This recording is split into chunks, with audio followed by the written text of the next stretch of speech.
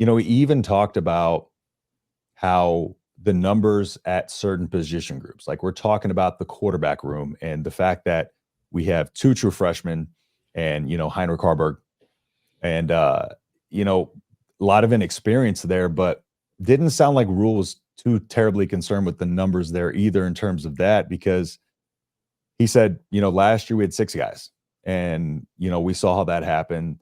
And when you have six guys, you really have a hard time getting everybody the reps that they need. And one of things Rhule says is, you get better at football by playing football. And so it's hard to distribute the reps out over six guys, much easier when you have three, right? A little bit riskier when it comes to injury and stuff like that. You would want more experienced guys, but doesn't seem like there's a lot of panic there. He said he would feel better four, but three's ideal. He's like, I'm good with that. Like it's cool with me.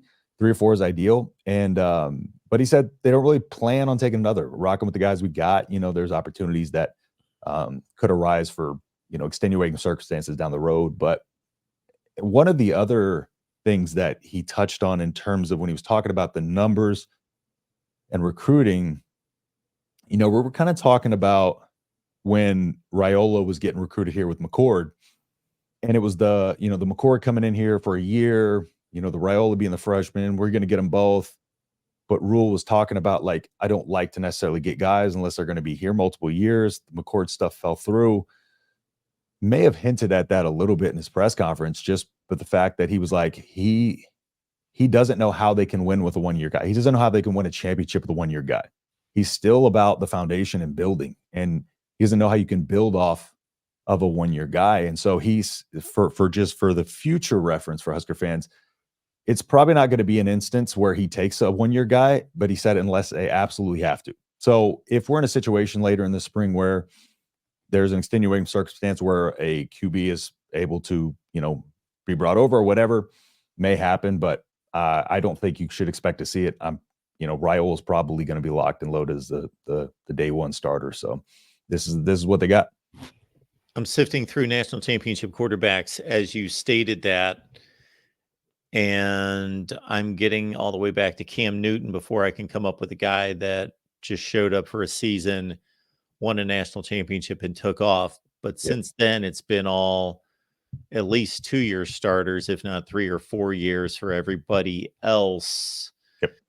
And then even before Cam Newton, and you don't even need to go to the national championship level, even, top 5 to 10 teams in the country. It's pretty rare to have a guy just show up for a year, be able to pull that off. And certainly that's not what there may arise a situation in which Matt Rhule says, this isn't how I want to run my program, but in this particular case, this is what the situation dictates, and we've got a unique opportunity, and we'd like to do it just this one time. That may happen. But as you look at the quarterback room, Justin, who reasonably has a shot at starting?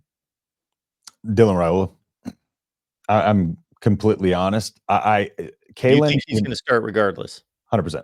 Okay.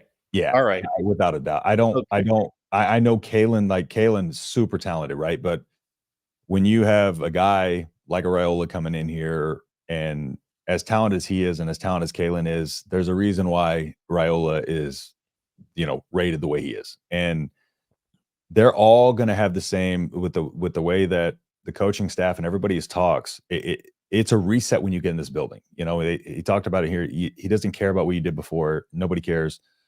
So that's all going to reset. But it is going to be determined by who's going to outplay who. However, just looking at the sample size we have and what we have to go off and just evaluating them, Dylan Rhule has the more refined skill set. And when you have a battle of 2 true freshmen, it's got to go to the guy who's going to be the more ready in terms of just where they were coming into the collegiate level. And Dylan Rhule, some of the throws he was making, I don't think Kalen necessarily can make those throws. I think Kalen has different abilities, and I think he can make a lot of the throws. But there are then those nuances that put Dylan Rhule ahead of a guy like a Kalen. And I think that while Kalen will press him and he will breed competition, he will push Rhule for all it's worth. I don't necessarily think he's going to be able to come in and surpass him. But I know Kalen is going to come in there. I know Kalen thinks he can, and I know Kalen's going to come in there and battle every day like he's going to take that spot.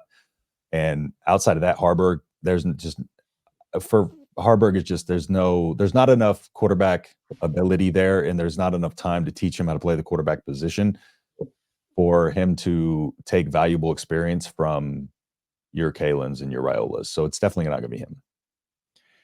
The reason I go there is because you said something about distributing the reps, getting enough reps for everyone and all of that. And when you've got 6 quarterbacks, I would think the way you would want to approach it, let's say you've got it in the back of your mind, Dylan Rhule is by far the most talented. He's the guy. He's going to prove this. But you want to be able to show that to the team so that they can get behind him and not just obviously say, Dylan Rhule is the starting quarterback. Nobody's had many reps with him or seen it, but you all know what his 5-star ranking is. So here he is. No, you don't want that. You want him to earn it.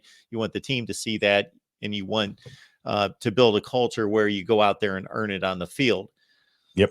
So I would think that you would give equal amount of reps to everyone. And then you want to take advantage of spring practice. So you don't want to waste it away. And you narrow that down pretty quick, after 2 or 3 days. Okay. Boom. Now it's going to be Dylan and Harburg, let's say splitting first team reps and distributed from there. I'm just throwing out an example. And then after another week, okay, Dylan's taken over, or maybe you make it a battle throughout the spring, regardless of how much Dylan's making the plays over. I'm just throwing Harburg out as the obvious example. And then take it into August. And a lot of coaches, I believe, know where they're going with the decision, but still, for the sake of competition and to push guys, they will still hold out until early in August. And then they don't want to take it down to the end because they want to have somebody who's fully looked at as the leader going into the season opener. So they may, let's say 2 weeks to 3 weeks out, make that public and state to the team and the media, okay, that's the guy.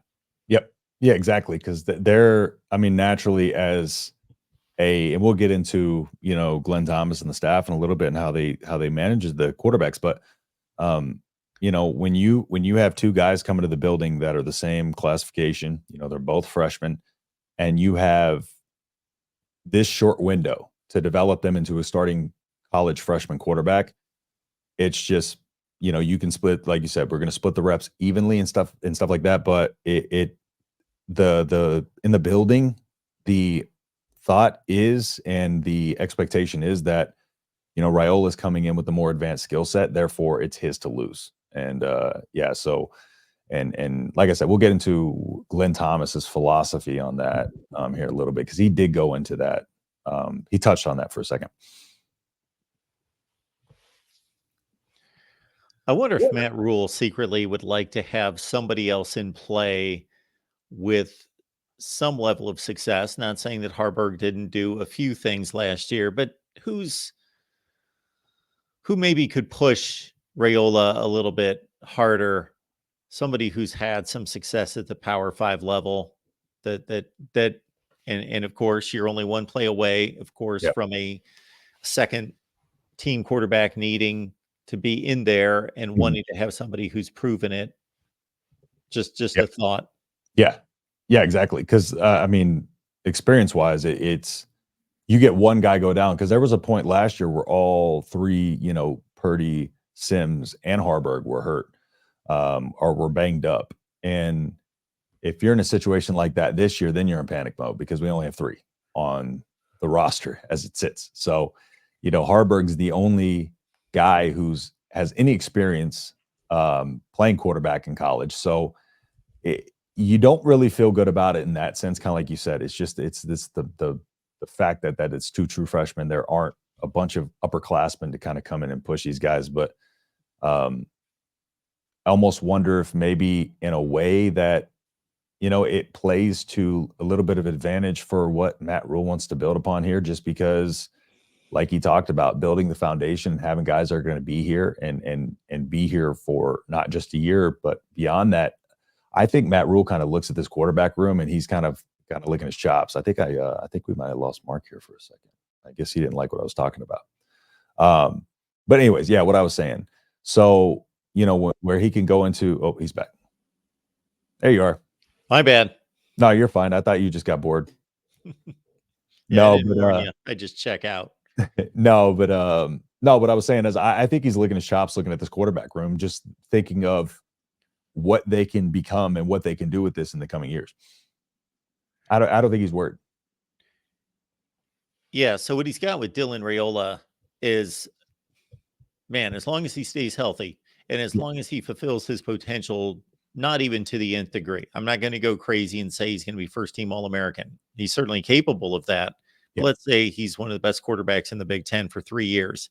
This is about as good as it gets in this day and age of college football, that you've just recruited a guy, signed a guy who most likely is going to show himself capable of starting his freshman season, and you got a starting quarterback for 3 years. And unless something crazy happens again, let's put the injury aside. Don't want to think about that. That you've got your starting quarterback for the next 3 seasons. That's unheard of in college football now. Yep. Yeah. And especially with a kid who, you know, comes to a university that, you know, his family has history in, and, you know, we all know the history there. That also leads to the fact that there's more of a potential that, you know, maybe he's one of those guys that they can get to stick around an extra year, you know, depending on how things go in 2 or 3 years, you know. And so it's also that relationship with the university that's very unique, on top of the fact that he's super talented. You get a guy that's as talented as he is for that amount of time. There's multiple advantages there. And to Scott's point, where he said he left the door open for getting someone in the spring portal, he did say that, like I said, but he said he's not counting on it. He said the guys that we have here, these are the guys that we're focusing on, and we're not worried about that.